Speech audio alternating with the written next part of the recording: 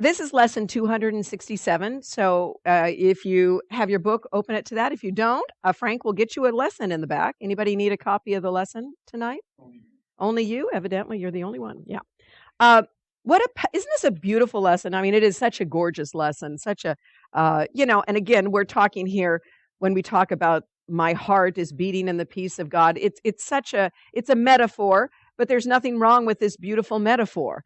Um, my heart is not just my physical heart, but my emotional being is beating in that truth, beating in that awareness. And I think that that's helpful because I don't know about you, when I lay down at night and I'm ready to go to sleep, sometimes I can feel my heart beating, can't you? We can all, if we concentrate on it, or if you put earplugs in your ears at night because your husband snores. Um, just a joke. He wasn't even looking. See, he doesn't. Yeah, no.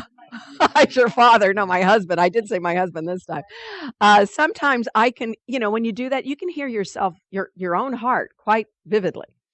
And sometimes that can be almost kind of shocking in some ways. But what I find now is I think about this lesson. My heart is beating in the peace of God. And that brings such a great sense of peace and comfort in thinking about that. And then it says here kind of what this metaphor is really about. Surrounding me is all the life that God created in his love. And what do we think that means? People? No, it doesn't mean bodies.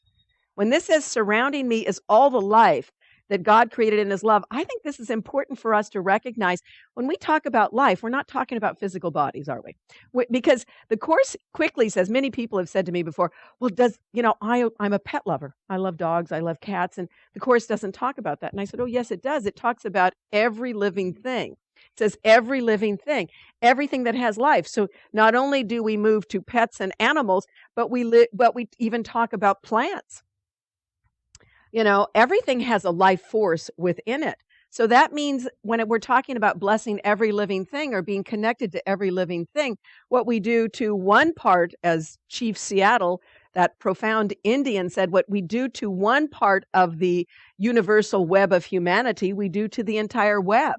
Remember the butterfly effect, that if a butterfly flaps its wings on this part of the continent, the effect is felt on the other part of the continent?